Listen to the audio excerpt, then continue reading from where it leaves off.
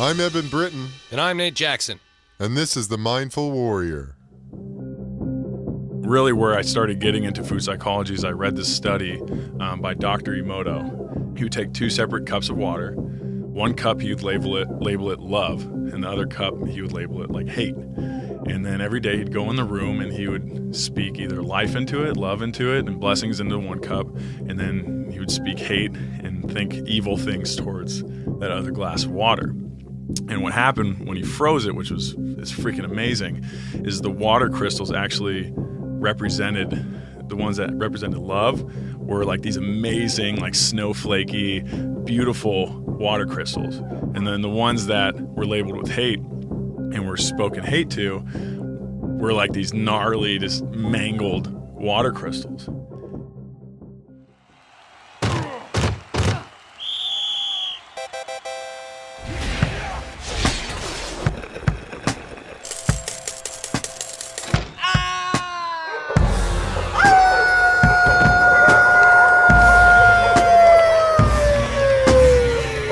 The wolf is back!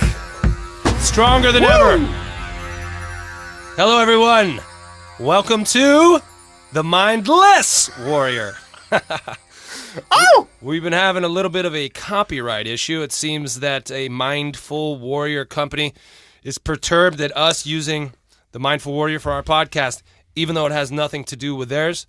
But we're going to oblige them for the time being, and we've changed the name to Mindless, not because we're mindless, but we're trying to be open in the Buddhist sense, empty our minds, be present, and listen to all this new information we have coming to us. With us in the studio, as always, Eben, what's up, man? Oh! Had to get another one. That's right. When you feel it, you feel it. I'm great, man. How are you? I'm good. I forgot to tell you my name. I'm Nate Jackson. Yeah, awesome. With us, as always, on the ones and twos, Gerard Bauer. What's up, Jed? All right. Jed speaks in tone. And always, Gandalf the Grey, lying at my feet peacefully, listening to the pod. Beautiful. So who do we have in the studio today, Eben? Jed. Who do we have, Jed? We've got a good buddy of mine, multifaceted guy. I would say so. Yeah. Yeah. His name is Chris Willson. Chris, Hey. welcome to the podcast. What's up, brother? Hey, my brother. So Chris is, for lack of a better term, you're COO of High Energetics. I would see myself more as VP in VP. that sense, if I was going to say something. Okay. Tomatoes. Yeah, at this point. But you played football at USC. Played football at USC. I played baseball at Wake Forest University. Baseball, too. Wow. That's a rare combination, especially for a guy as big as you. You know, usually get like maybe the skill position guys. Yeah. A quarterback and a pitcher or something. Yeah. Chris is about as wide as two doorways Yeah. slapped next to each other. I played golf with Chris. That's the first time we met. He drove the green on a par 5, if I remember correctly. We almost crushed two groups in front of us. I think you did. 4. Yeah. But no, seriously, Chris, you're a great athlete. You're kind of a lifetime athlete. You're a lifer. Because you're constantly thinking about your training and your nutrition, and that's why we brought you here. We could talk about a lot more fun stuff, but this whole idea to bring you on really spawned out of Nate going through his journey with food and his gut health. You started talking to him on the golf course about it. No coincidences. No. It was perfect. So why don't we start at, what is your meal plan look like, and what type of training do you gravitate towards? I think, that question, a lot of times people will give one simple answer. I eat this many times a day. I work out this many times per week. For me, actually, where I make the difference in my training and my eating is mixing it up. So if someone asked me one week, how many times do you train per week? I could say 6 times, 6 days a week. Other times I could say I train 3 days a week. So really for me, and we'll get into it on the human anatomy and human evolution, how our bodies adapt. But I'm constantly changing it up. I have a fundamental baseline that I stick to on how I train, how hard I train, what I'm putting in my body. But a lot of times the amount that I'm eating the calories, the timing when I'm eating, if I'm doing intermittent fasting, the type of training I'm doing, if it's heavier, lighter. It's constantly going to change because you want to keep that body adapting constantly. And you know when to do what based on, like, if you're training a lot, then you eat this type of food versus training just a couple times a week, this type of food. What about the fasting? When do you fast? So many questions. So many questions. You just got to listen to your body and react. And that took a lot of time. I mean, I think when I first, so I have a foundation where I work with kids in inner city Los Angeles. It's kind of a good way to explain on kind of where my foundation is laid. When I'm speaking to these kids, a lot of times it is the first thing we're teaching them is how to listen to their body. Right. Okay, what feels good? If you eat something and it doesn't feel right in your body, maybe that's not the right thing for your body. Or if you're training and you feel it really working you, then great, keep going. If something's hurting, then let's make an adjustment and we'll see what we can fix to make it work. So a lot of times when on a very basic level, it's first learning about your body. What works for you, what doesn't work for you. I hear a lot of times people will be like, oh, I just ate that pizza and I feel like shit. And then they do it again the next week. Right. And they do it again the next week. And it's like, wait a second. If you're putting that in your body, there's something happening there that's making you feel like shit. Mm-hmm. So stop doing it. I'm a type of person where I want to feel good all the time. Yeah, no doubt. Right? And that starts from what I'm putting into my body. You know, when they say really like you are what you eat, I think it's more in the sense like you feel what you eat. Well, for some people, the process of eating and the taste and the enjoyment they get from the meal itself is more powerful than dealing with feeling like shit after the fact.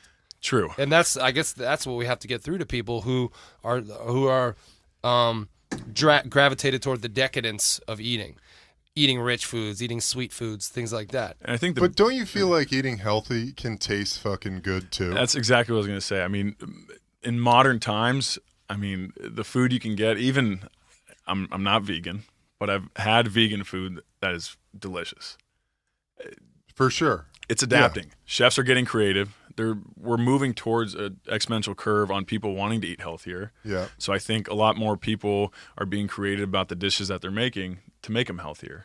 Yeah. And so, but for me, on just thinking about food, right there in the word, the etymology, like just that word food, in order for me to stay consistent on what I'm doing, I actually don't really ever say the word food. Why not? I'll say fuel.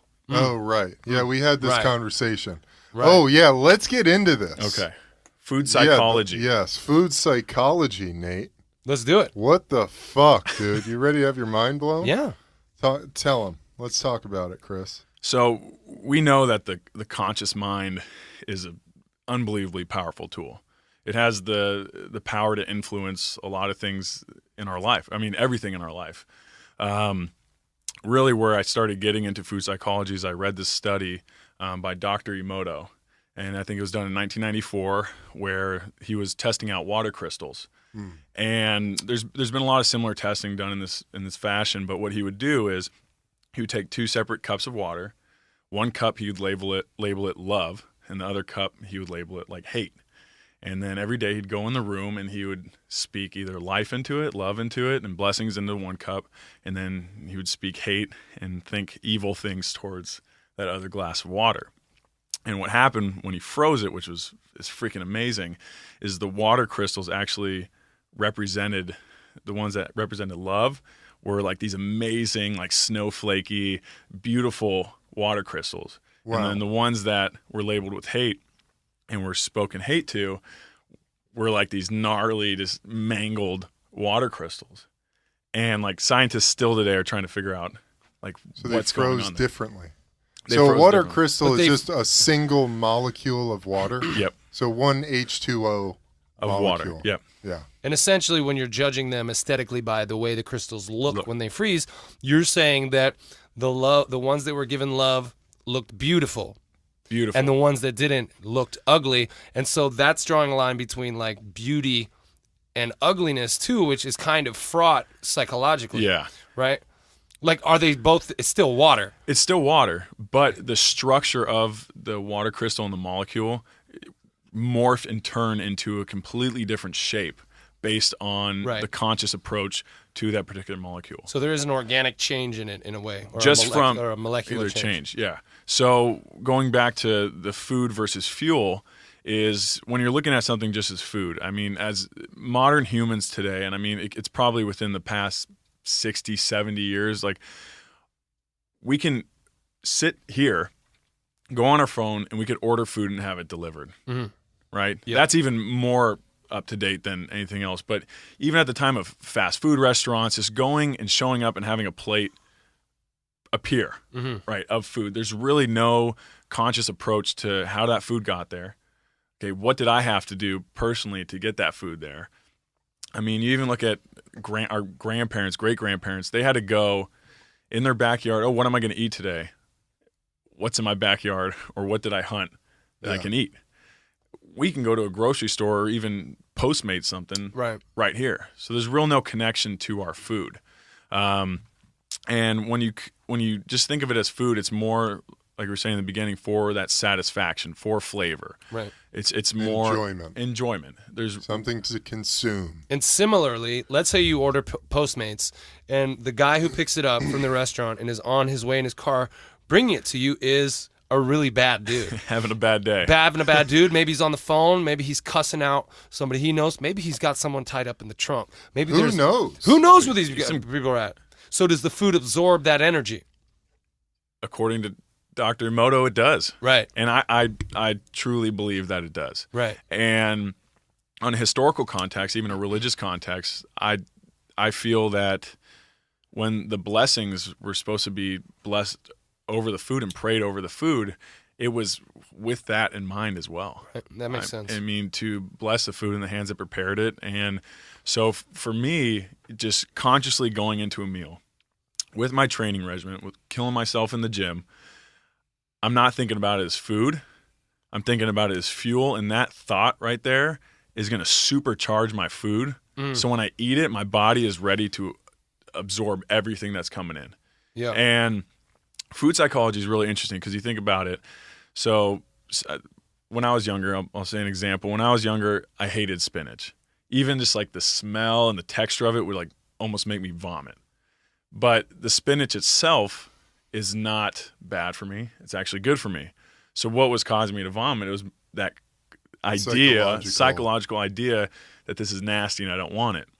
So they've started studying people. So if you have a bad thought about food, or if this is nasty, I don't want it, this is going to taste gross, what's actually happening is physically that thought is making your esophagus close up. It's making your intestines kind of tighten up. Right. You're having a physical reaction because of your thought, of your psychological interpretation of the food in front of you. And as survival vehicles, which our bodies are, from ancient history, that's what we're doing is we're surviving. If we're telling our body that this is going to be nasty and we don't want it and it's not going to be good for me, what are we going to do? We're going to try and eliminate it as fast as we can, right? But to that same token, flip side is that you can't just be thinking, I'm going to get this pizza and these burgers and fucking go, this is fuel. Okay, body, this is fuel now. Well, there are elements of a burger that are fuel. Sure. It's not all bad. Fast food, like a really bad McDonald's, like a Big Mac. Listen, okay, Rod Smith, I don't know if you know the name, a wide receiver. Of course. He's he been ate around. Big Macs all the day. He ate, no, not that, but his pregame meal before every single game for the Broncos. This guy was a almost Hall of Fame caliber receiver. He would go to Burger King and get 2 chicken sandwiches and fries and a drink and be eating it in the parking lot before the game. And he always balled. So there was an element of fuel that existed in there. For sure. And his intention was able to pull out. Of course, dude. Well, there is, people sustain on this. No, you're right. And I played with a guy at Arizona who's a fucking running back, monster, shredded, muscles on muscles. The dude ate Carl's Jr. like every day for lunch before practice. I was like, how do you do that, man? Sometimes when I eat shitty food, I feel completely fine and normal. Sometimes I feel bad about it. What do you think? Is there ever a time when it's okay to eat fried food? One thing at a time. Can you trick your body into going, this shit is fuel? These donuts, these dozen donuts I'm about to house, Okay, body, let's reuse these. Let's put these where they need to go.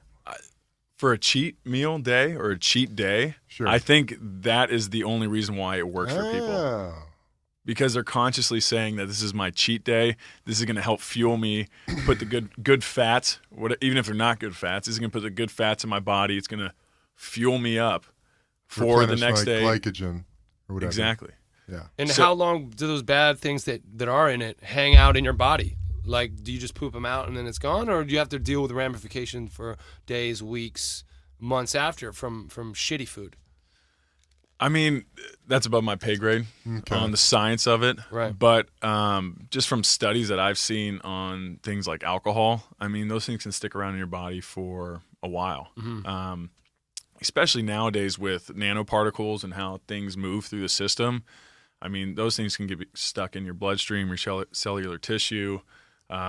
So I think a lot of this stuff is so new because 70 years ago, they didn't have to worry about all this shitty food out there and all these chemicals and pesticides and everything that goes along with it. Right. We're a victim of our own kind of melting pot here where we and this was one of the things we actually discussed on the golf course that was interesting to me is you were talking about regionally specific diets based on your blood type and who you are and where your ancestors are from. Yeah. Well, if you go down the street where I live in Venice, you can get food from every corner of the world within a minute. You know what I mean? And our bodies are confused. Very confused. Very and mine has been very confused as well.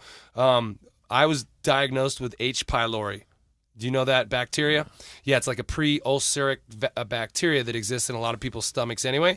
But in people who end up getting stomach ulcers or duodenal ulcers, they find a heavy prevalence of this H. pylori bacteria, and it can flourish in stomachs that are imbalanced acidically and stuff like that. I got some antibiotics for it. It seems to have helped some, but some of the symptoms are still slightly there with me. So I'm trying to figure it out, and I know a lot of it has to do with diet. And tell us a little bit about the regional diet and how to figure out what food is best for you based on your blood.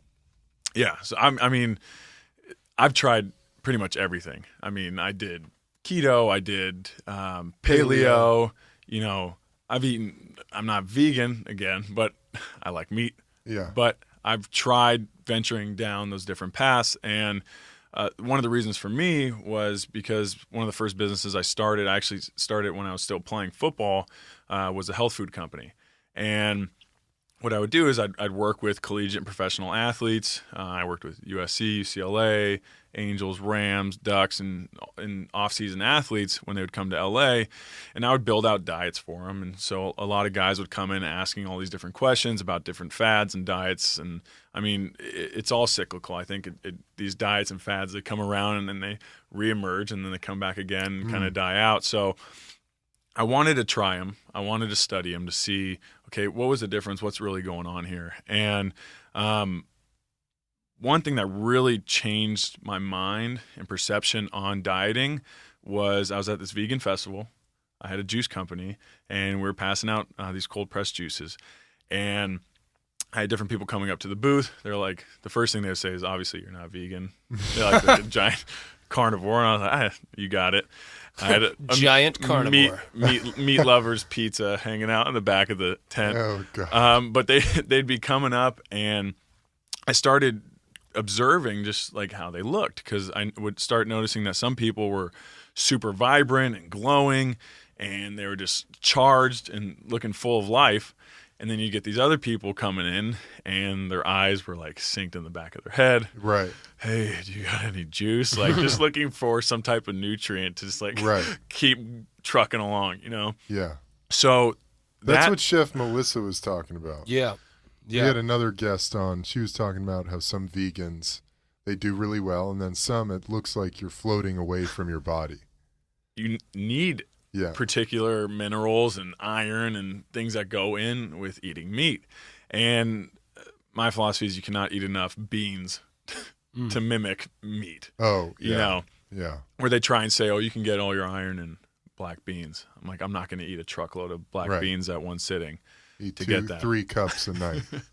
So when I started observing that, I took a dive in with the impetus of not every diet is for everybody.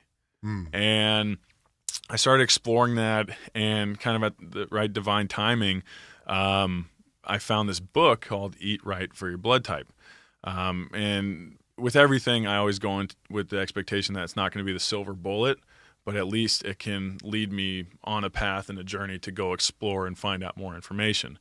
So this book basically is, you have your major blood types. You have type O with O negative. You have A, B, B, and those are kind of the major blood types. Yeah. And basically what this book is describing is, as humans evolved and moved out of Africa, which is kind of the consensus even from biblical perspectives of the Garden of Eden and moving out of there. That was in Africa. Evolutionists, they believe everyone spawned from Africa. So, I mean, the consensus is that we all came from Africa. And as humans spread and evolved and adapted to their environments, we developed these different blood types to protect ourselves. So based on the weather? Interesting. Based on the weather, based on the region, the food source, what was available to them. I mean, humans are the most amazing machines ever. I mean, the fact that we can move to a different bioregion, and in 1,000 years, it's not going to happen directly to us, but to our lineage, they can have their skin can change color in 1,000 years. Is that all it took? 1,000 years. Wow. So as humans, you think about it, moved from Africa and went to different bioregions that had different types of sunlight for sun absorption, for vitamin D absorption. They had different foods, different diseases that they had to fight against, different conditions where they could be shorter to survive, or they would be taller to survive, or they develop a different nose structure to smell certain things, or an ear structure. I mean, that right there just kind of eliminates racism. Because you realize that, okay, you're just an adaptation just like I am. Right. If my ancestors would have moved to a different bioregion, I could have been dark and had a different shaped nose with different eyes. Right. And would look completely different. So as those evolutionary changes happen to humans, we also developed different blood types. So as we expanded, as people moved in towards Asia, which was the first agricultural place where people would practice agronomy and working with the land and domesticating crops, they developed type A blood type. So whenever you think type A, that can stand for agrarian. So in all actuality, people who have type A, they do a lot better with plants and crops, domesticated crops. And then you have the people who migrated and moved over to Europe. Right. And they developed type O blood type, which is higher acidity, different types of exercise and how their bodies moved, why they had to hunt, what they hunted for. They're more meat eaters and kind of hunter-gatherers, right? Then you move down to the Mediterranean and those areas, and they develop type B blood type, which is more for pescatarians, off of fish, off of the water, off of different grains. And so as humans evolved, just like the color of our skin was changing, just like our body structure was changing, our blood type also changed based on those different bioregions and what food was available to us. Because our blood, just like certain people can share blood with other people, that was a mechanism to survive and defend ourselves, that say if something came from another region, our body would reject it to protect ourselves. Because that's basically all we are, is we're survival vehicles, right? Yeah. Trying to survive. So we develop these adaptations to survive. Do you know about the stoned ape theory? I do. So as we migrated out of Africa, these different tribes, they were following, like herds of animals. And in the dung were growing mushrooms. Shrooming up. So on their trek, hunting down these different animals, whatever they were eating mushrooms, psychedelic mushrooms, and that accounts for the doubling in size of the human brain over it's a really short period. Have you guys heard about this? I have. Terrence McKenna. Yeah, Terrence McKenna. I think that's his baby. Archaic revival. Yeah.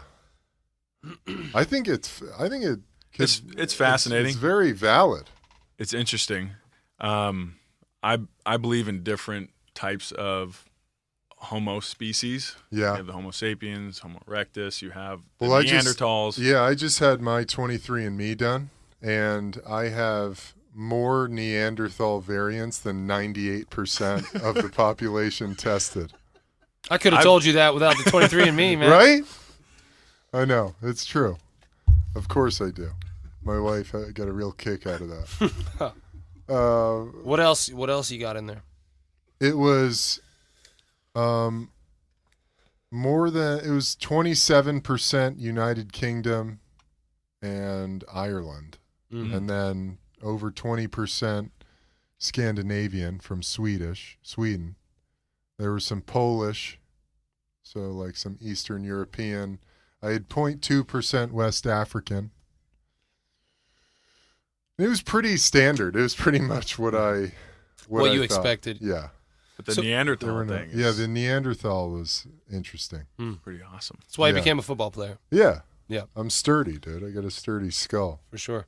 Strong brow, Strong like bull. I guess. Yeah. So what happens when the humans migrate, develop these different blood types for the different regions, then and different resistances to different foods because of that, And diseases too. and diseases, and then you come to America, which is where everybody meets Right. after developing those antibodies and whatever. And so what happens to our immune systems now that we're all throwing this together? And what happens to our blood types? Let's say someone who's from one region mates with someone from another region. What happens to their children? Do they get the best of both? Do they get the worst of both? Because I'm going to have some interracial children. And I need to know these things. And I'm sure there's a lot of our listeners out there who are dealing with similar food issues. Yeah, so I mean, just like eye color will be based on dominant genes, skin color will adapt differently as well. It's blood types. There's dominant blood types, and then there's less dominant blood types. So Right. the most popular blood type nowadays is actually type AB. It's the most adaptive to our modern diets.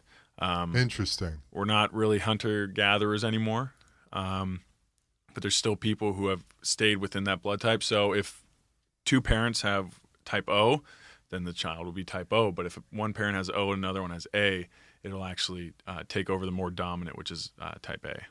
Interesting. And what does that A entail exactly? What? That's A is so- think of A as agrarian, yeah. so better off of fruits and vegetables. Mm-hmm.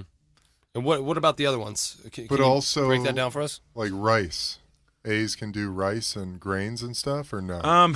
It depends. I mean, also the thing to think about too is modern food is not Like the same as it was as our ancient food. So you think about rice and peanuts and all these soy and all these things that are processed. yeah, So you have to think about rice in that capacity too, like how processed something is. Because that's why this book is not the silver bullet.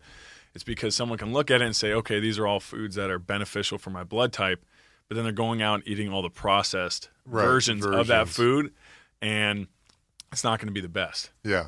So looking into that. And then also too, it's acidity level is huge. Making sure you have a healthy gut biome. We're seeing a lot of things today with processed foods. It's in alkaline diets. It's eliminating that good gut biome to break down foods. And I mean, So alkaline diets are bad? it depends on your acidity. So They could be. It's all about balance. It's all about homeostasis. Right.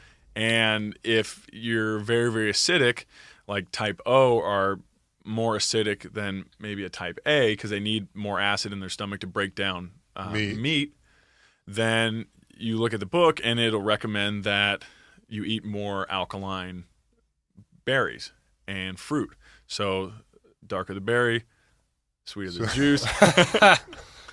But it also, the darker the berry, the more alkaline. So like blueberries are more of an alkaline fruit than, say, a lighter fruit like a orange or a lemon. Right. So think even color too. And so like these basic also things with color and size of things and portion sizing and all. Ancient humans didn't have all these mechanisms to study things.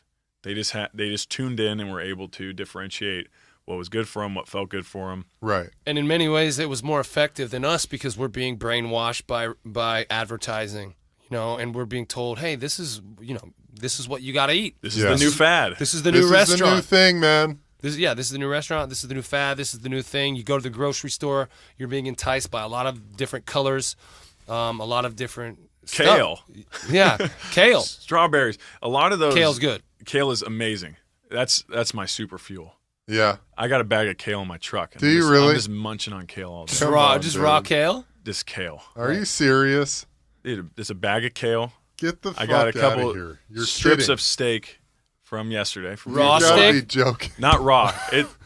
Rare Okay. steak. And it's just And is kale. it I in got the some cooler? figs. Or is it... I got a cooler. Okay, that's cool. I'm not. Yeah, he drives around with a cooler in his car just filled with Well, when you got fucking fucking When we went steak and golfing- kale. Yeah, When we went golfing, I know, had my I meals. know. that's right. You did. I always keep my meals with me. Fuck you. You don't roll around with a bag of kale, dude. I will go grab Don't make it out Do of him you my grab really? it. Don't make him go to the All car. right, fine. I won't.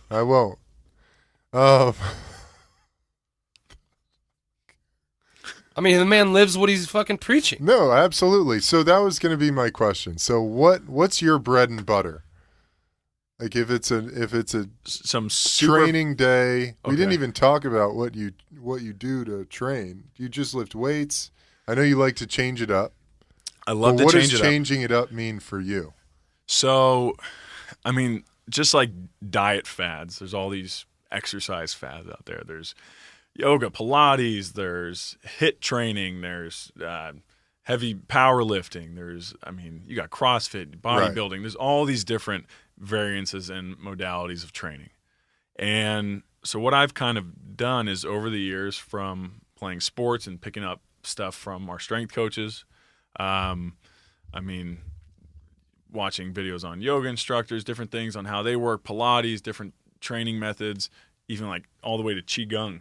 Yeah. And picking up those things and ancient exercises. I mean, one of my favorite exercise modalities is strongman stuff. Oh yeah.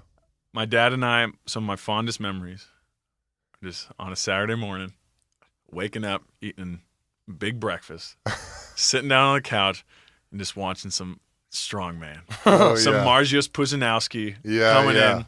I thought you were gonna say and going outside and fucking lifting Lifting cars. No, that Atlas comes after. stones. So Okay. we sit down, we eat breakfast, sit on the couch, some just good father-son bonding, Yeah. watching some strongman.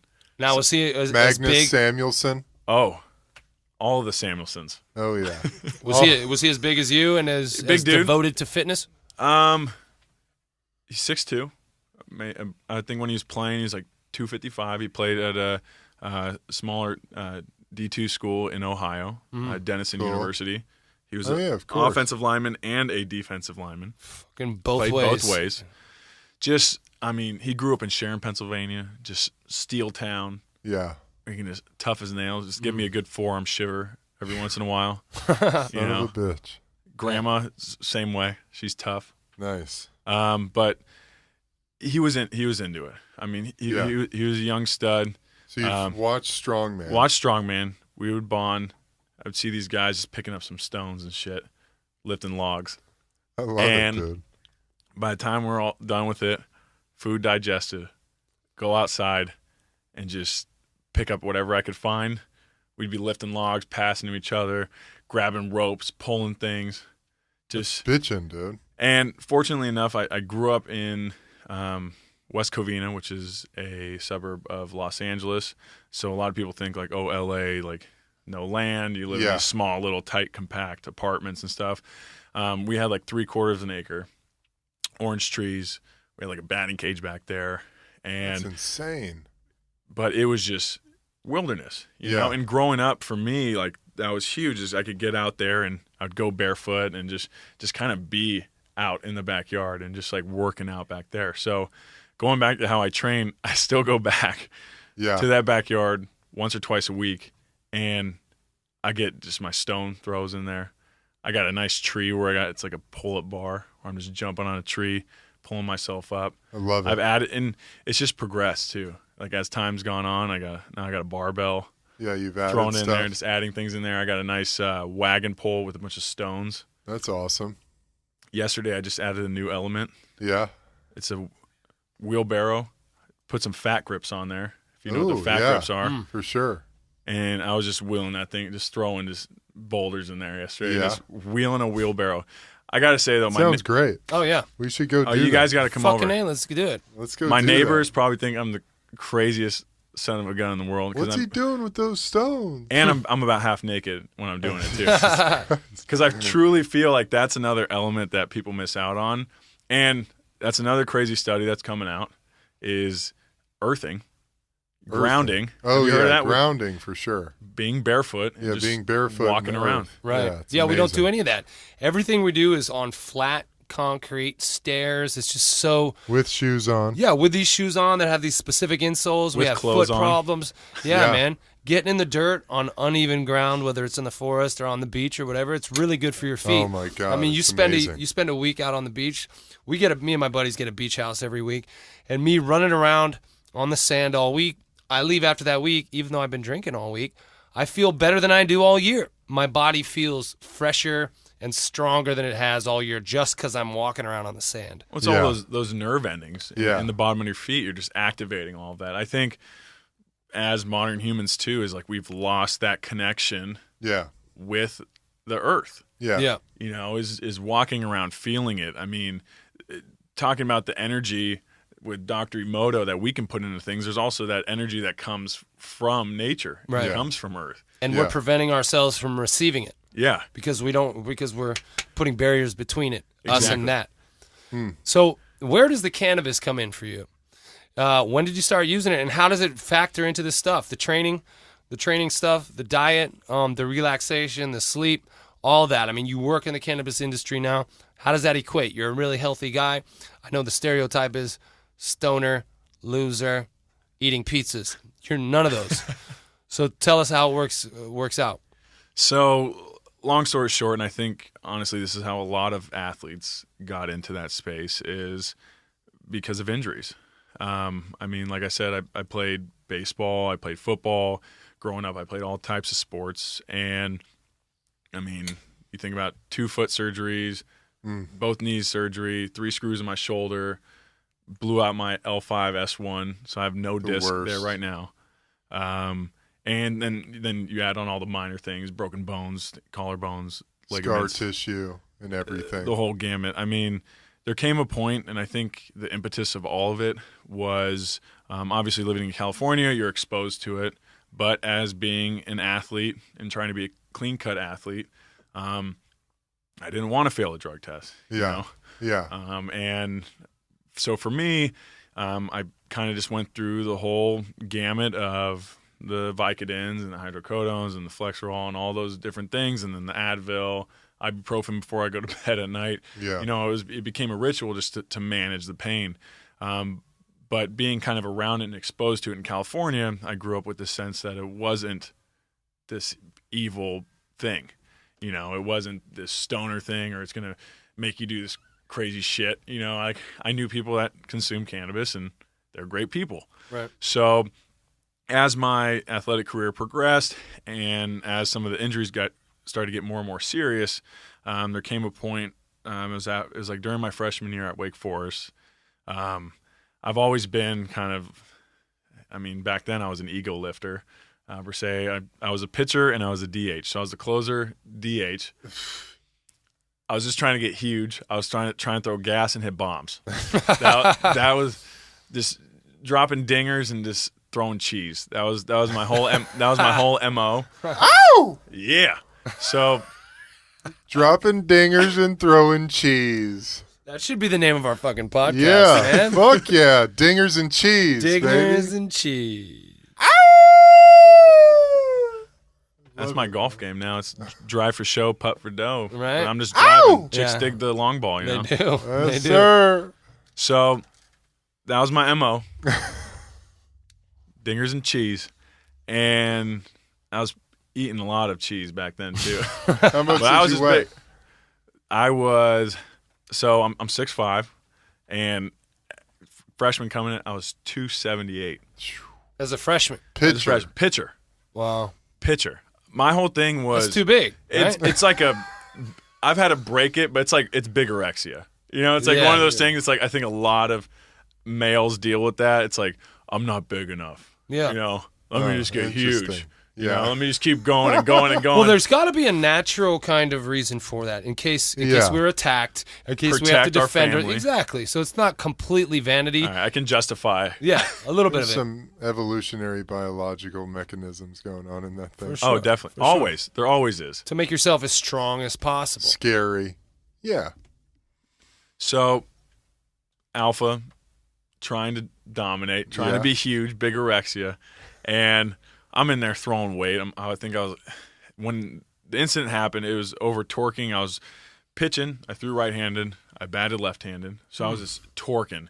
And I've always had the idea of just freaking just everything I got. Yeah, that's how you drive the golf ball, too. Just let a little out on everything you're doing, right? So I'll I dig was it. just torquing. And that's probably just years and years of just freaking, on my body, which is not good. And you add weight onto that, body weight onto that. This is more torque.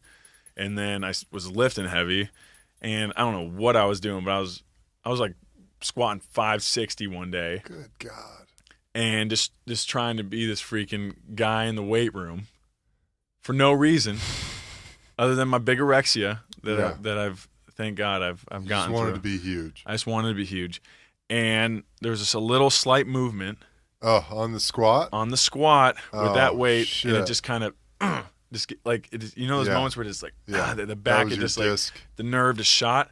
Ah. So basically, and I'm the type of person where it even happened with my foot, where an injury will happen, and then you're like, no. Yeah. I'm good.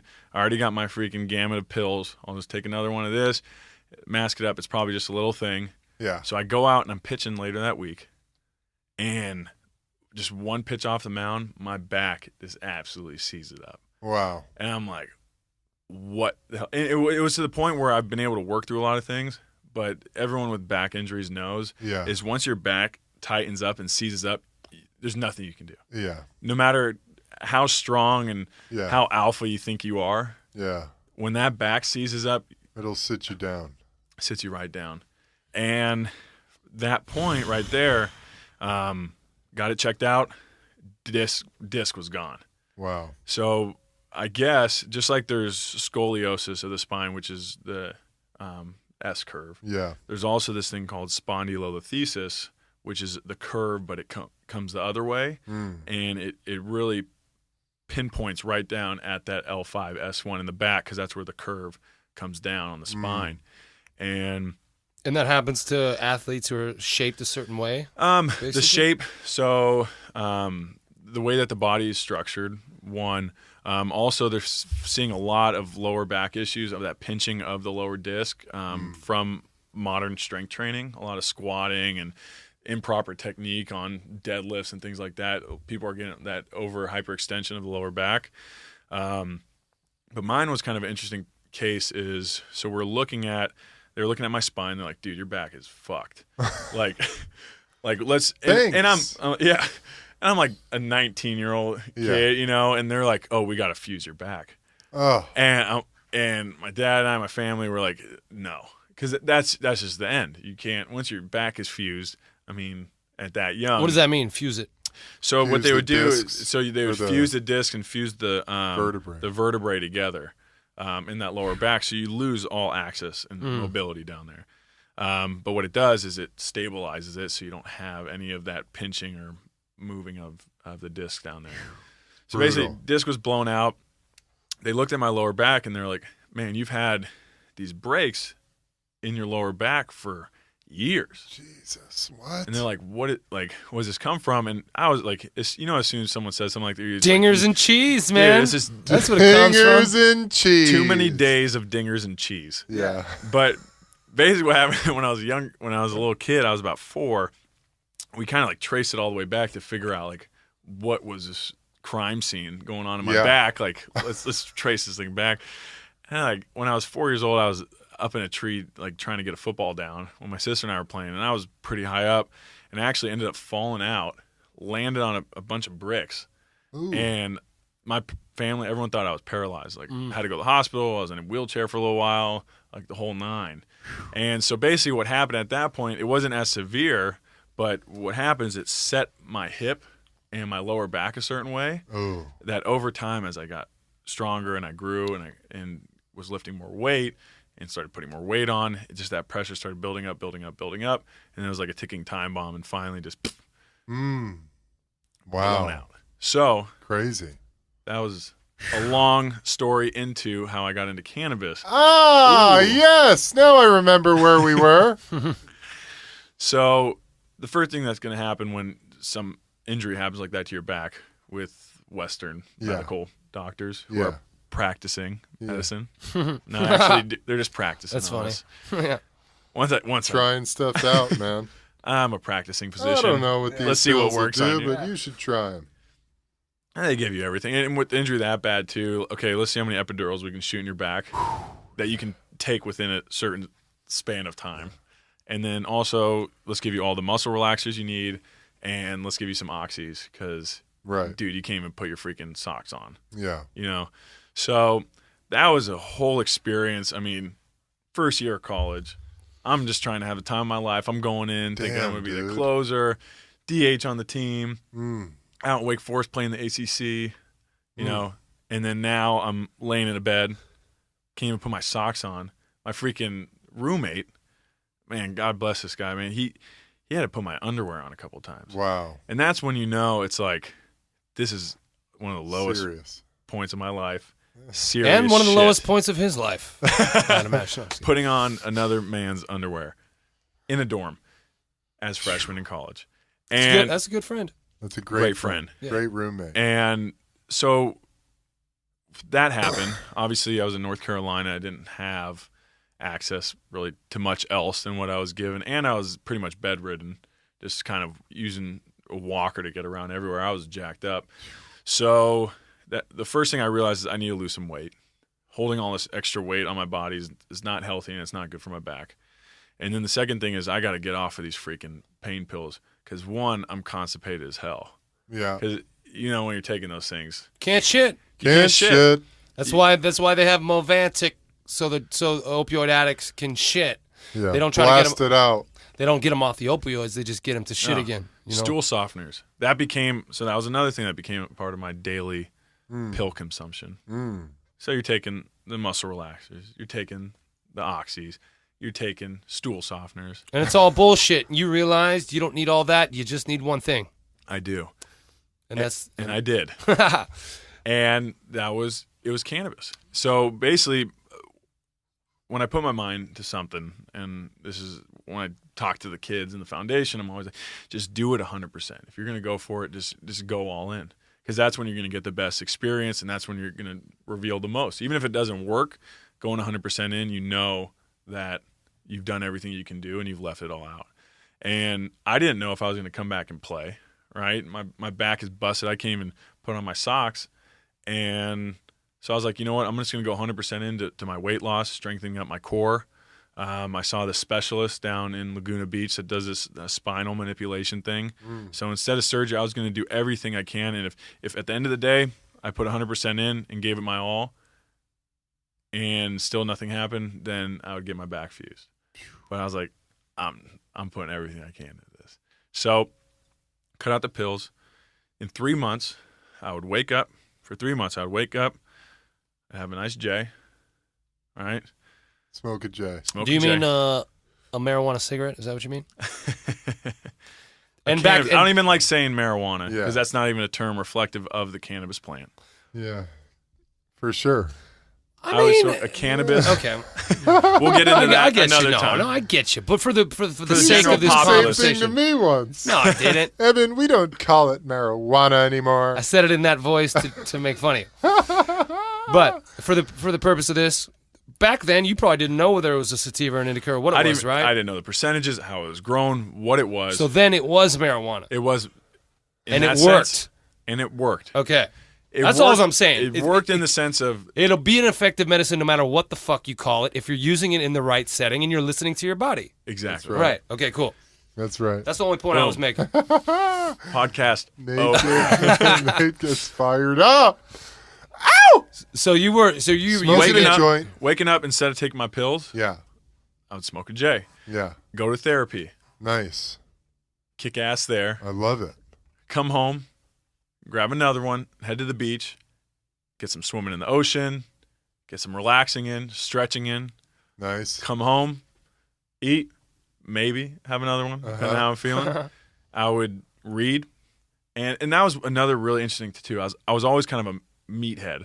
I was still a scholar athlete of the year in high school, doing my thing, but I still had that meathead mentality. I was like, what was the last book you read? I would have no idea. Yeah. What was the last book I read? I was just more focused on sports and lifting weights and getting huge. You didn't have a thirst for knowledge. No. And the cannabis seems to have aided you in getting that. Yeah, because interesting. That was a really interesting time in my life. So I dove into scripture, I dove into religious text, and it was kind of cool too. At the same timing that I was going through all of this stuff with the injuries, at Wake Forest they have this divinity school where people go and study world religion, and just like most athletes, I went into college thinking, okay, I'm just going to get my degree in communications. Yeah, that's what I did, and I'm going to be out of here. Yeah. And if I graduate, great. If I don't, great. I'm going pro. Yeah.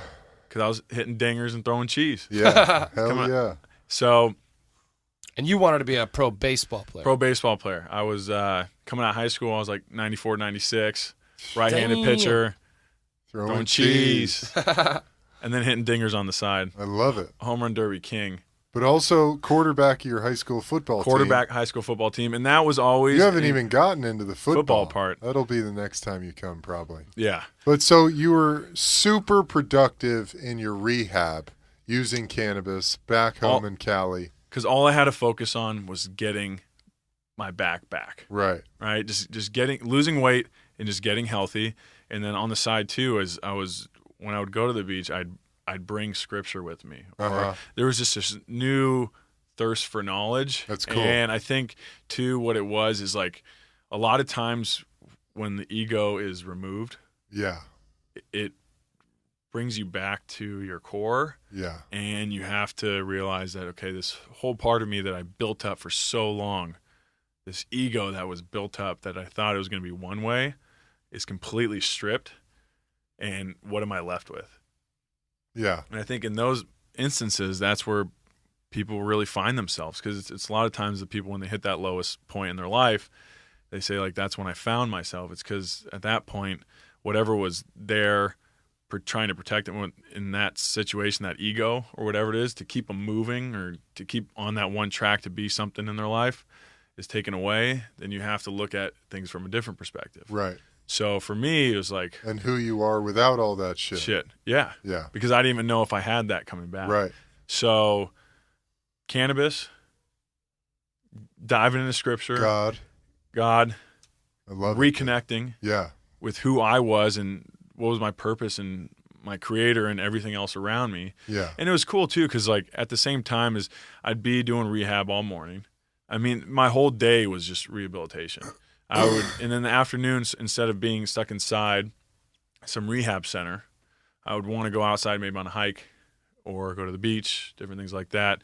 And cannabis and nature go together like peanut butter and jelly. And so that was also another time for me to reconnect on what I was, who I am, you know? So 3 months goes by of just consistency, just sticking with it. How are you feeling at that point? I lost 60 pounds. Wow. So you're 220, 215? 215. Wow. Shredded, because I'm just cranking core every day. Wow. Because that was one of the biggest things, too, is a lot of reasons why athletes, they have weak backs, is one, from the lifting and all the heavy strain that they're putting on their L5S1, but also, two, is the core is not focused on it. Right. Never. It's weak. It's sad how little it's focused on. Even in the NFL, we were doing so much powerlifting and no core work. Yeah, and we were having all these lower back problems, groin, hamstring, and that's all because the core was so weak. Yeah. I had to learn that in my later years as well. And now when I work out, I'm doing core every day. Every time if I'm doing upper body day, I'm also doing core. If I'm doing lower body, I'm also doing core. And I don't really have those problems anymore. Get the core in, baby. Yeah. Yeah, we would, because there was so little core done, we had a 10-year vet playing center in Jacksonville, and every day after practice during the season had like 30 minutes of core. Just pure core after practice. And that was a bit, that's a saving grace. I mean, fuck. Yeah, because I think a lot of times, even growing up, like we do planks or we like lift our feet up 6 inches off the ground, and that was more for punishment, Yeah. right? Like, go get in a plank position for 3 minutes and just cry. Die. Yeah.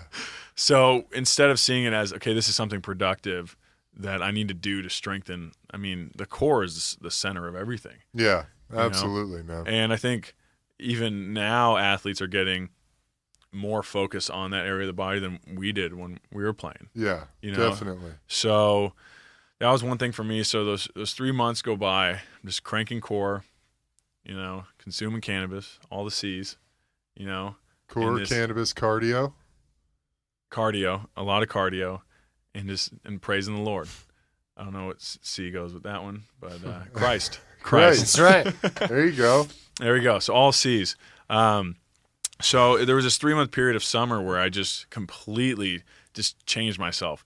And it was to the point where when I went back to Wake Forest when the school year after the school year started, people did not even recognize me. Yeah, I'm sure.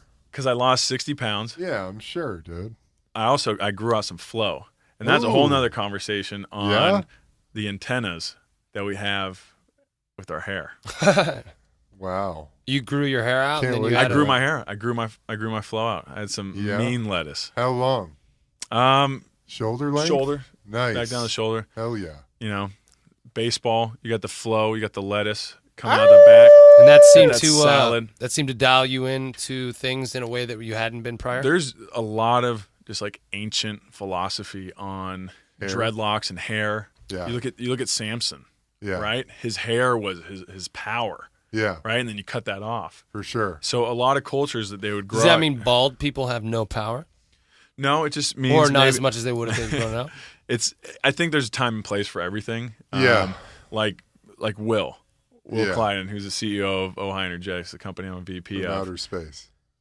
He's galactic. He's an alien, dude. And he has long hair? He used to have dreads. It's like a mushroom patch. Have you seen his old pictures with dreads? With dreads, I haven't seen it, dude. It's the antennas. Yeah. Dude, this guy, you'll have him on one day. Yeah, he'd be a good guest. The Elon Musk of cannabis. Yeah. That's what I tell people. He's the most brilliant guy I know. Yeah. And if you want to dive deep, I mean, he's the best. We'll have Will on for sure. So the hair flowed out. I mean, ancient cultures believed in growing out the hair to connect. I mean, it's kind of like the antennas coming out of our head. But then there's also a time and place to God. Connection to God, connection to the ether, to the universe. Yeah, tapping in. Yeah. So I came back like a different long hair, guy. skinny. Yeah. Like the whole people were like, "Who are you? Who is this motherfucker?" So transformations are possible, but you got to be listening to your body, and you got to be willing to change your kind of typical course of action that you thought was going to be your ticket, which is what you did. And ever since then, you've been kind of a new guy as far as healing and a new approach to health. Yeah, that was the impetus of it all. To where I am today, all the research I've done on food psychology and food science, to holistic healing methods, ancient healing methods, to the way that people approach food and the way they approach just everything, and the energy that they're putting out, and how we're changing the things around us with our consciousness. So that was the impetus. I think during those times too, is as we're making changes in our life, it's not like it all just clicks at once and it's like, this is the reason why I exist.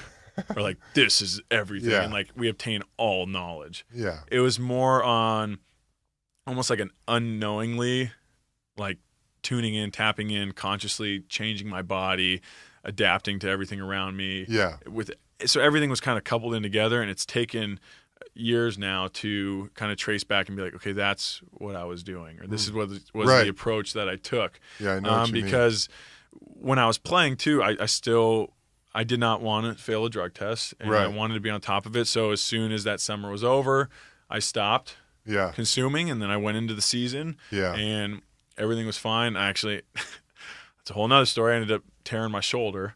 And I got your shoulder injury. You got hurt on your shoulder after the back, and then that's when you got into football. that's when I got into football. Yeah. Because you couldn't throw anymore. So I always threw like really over the top when I was pitching, and the pitching coach when I had at Wake Forest, great guy, I love him, but he was trying to change up a little bit too much, and he dropped my arm slot down a little bit lower, thinking that would add more velocity and give me more consistency in my pitching. But actually what it did is, my arm adapted and built up a certain way my entire life since I was playing baseball since I was 4. Yeah. And changing it up then when you have the strength and the power and everything else behind it, it just was not a good combination. So ended up tearing my labrum, had to tear my bicep, put 3 screws into that one. And one of the perils of pursuing technical perfection in sports is when you adapt your body based on the wishes of some coach who tells you this is how it's got to get done. You're gonna end up getting hurt. Yeah. And a lot of the kids who are getting hurt these days and the injuries in youth sports is due to that specialization and the pursuit of technical perfection, which can end up fucking up a kid or even a young man like yourself. Yeah, and even even further along, I think even a lot of professional athletes deal with that as well. Is there's a technique change or something That's what happened to me, man. That's what happened to me. I moved from wide receiver to tight end. I had to put on 25 pounds. I had to get down in a 3-point stance, and I had to learn a whole new set of movements. Yeah. Those movements ended up turning my groin, my hamstring, my whole pelvic girdle into fucking Swiss cheese. And talk about cheese. Yes, exactly. Come up a couple times different today. kind of cheese. Cheese. That's not the kind of cheese you want. But dinger and cheese down there. We're constantly evolving. Our theories are constantly evolving. I bet if we have you on again, whenever we have you on, you'll be a little different from where you are now. You will have learned a little more. What I've learned is that it's very hard to describe the wave that you're riding at the moment, because you're riding it. And you can learn from all the other waves you've ridden, and you can evolve in that way, but to describe what's happening to you right now is damn near impossible. And so all we can do is try to keep our minds open and everything. Great point, Nate. And I wish we had more time with you. That is our time for today. Is there anywhere where our listeners can find you, social media, anything that you're selling that they can buy or check you out in any way? Tell them about your foundation. Yeah, tell them about the foundation. Your stuff. So this is my time for my plug right now. Yeah, that's right. What's going on? Plug your stuff. That's in right. Willy World. All right. So currently, we talked about Ojai Energetics. We got some amazing shit going on there. Just everything in the cannabis space, hemp space. We have some amazing technology within the CBD realm. For water-soluble organic technology, for delivery systems. We're working with some amazing people. People can check that out at OJAienergetics.com. OJAI. Like the town in Cali. Like the town. Yeah. The mystical town awesome. of Ojai. Yeah, it's great. Great CBD tincture, man. One of my favorites. Favorite cannabis products, period, actually. Thank you, brother. Yeah. It's made with love. It is. And I really do think. You can tell. And that's in the product. And what from about a molecular level? So that's really awesome. What's going on there? You also can follow what's going on in the hemp space. We're also working on legislation. There's a bill out there, SB 1409. It's a California bill to open up hemp cultivation in the state of California. Nice. So that's a really awesome project that we're working on. It's huge. We'll get into that on another podcast because hemp could take up a whole Hemp's series. a pod. Oh, hemp is one pod. The hemp pod. Yeah. The foundation. So the name of the foundation is the Fundamentals Foundation. You can find me at fundamentalsfoundation.org. We're redoing the website right now, but you can see everything that's going on and has been going on. I started that in 2013 while I was an athlete at USC. We didn't even get that far in today's talk to how I made it to SC. That's for another time. Yeah. But basically started the foundation realizing that there's a lot of communities right next door to us that need help too. I had a missionary's mentality. I went to divinity school at Wake Forest. I thought always, hey, I'd be going out. I'd be doing service work. I'd be a missionary working in some other country.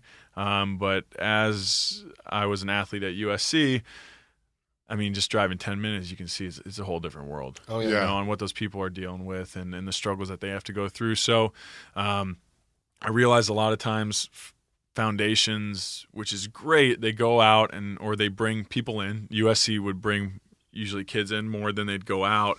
But you give them a handout, you give them a T-shirt, you do a cool day event, and that was kind of it. Right. And for me, a lot of times these kids, I would see them going back home, and they might not have a meal.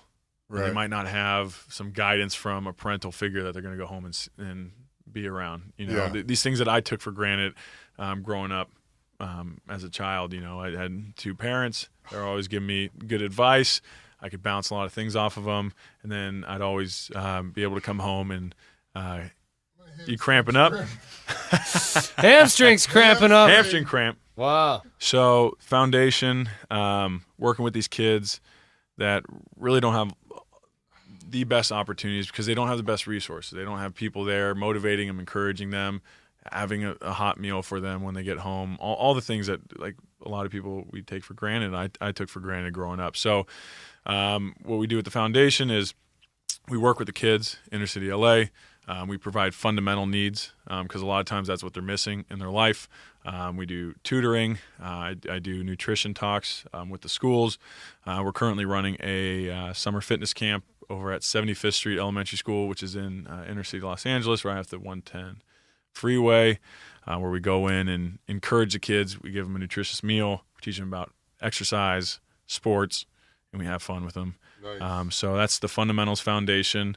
And then I'm really not on social media much, but I do have an Instagram. Haven't posted since January 1st. Just been kind of You don't have to put busy. it in then. It's all good. Hey, but any DMs, any questions, right on. I post stories of the kids all the time. I'm not as active on it. It's Chris Willson, and Wilson has 2 L's in it. Okay. That's been Wilson. That's how you're supposed to spell it. I've never seen a 1L Will. Oh, so you got the 2 L's in your name? 2 L's. You didn't do that just for Instagram. No, it's Willson, and it's a blessing and a curse because I'm gonna have like 2 identities. I have 2 bank statements. I have 2 of everything because people autocorrect to 1. But it's also been good too because it keeps me low key because you can't really find me. Well, anything you type in, I got 2.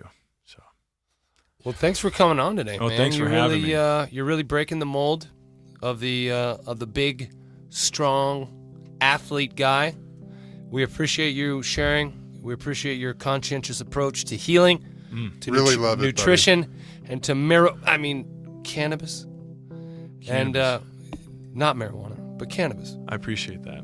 And this is the part of the show, as you can tell, where the music comes in and we take y'all motherfuckers out. Ooh, take now, it out. Now, as we drop into this, feel free to beatbox. I think I'm going to hit it with a beatbox. Yeah, I think that would be best at this point. And at the beat because you never know what key Jed's going to be in. Because he's a feel kind of a guy. Hey, guys, before we go, though, don't forget to subscribe on iTunes, Spotify, Stitcher, TuneIn, at Mindful Warrior Podcast, Instagram at Mindless Warrior Podcast, on Twitter at Mindful Pod, and on Facebook, Mindful Warrior Podcast. We love you guys so much. Thanks for listening. As always, tell a friend, leave us a review, send us an email. That'd be great. We'd love to hear from you. Love to hear your feedback.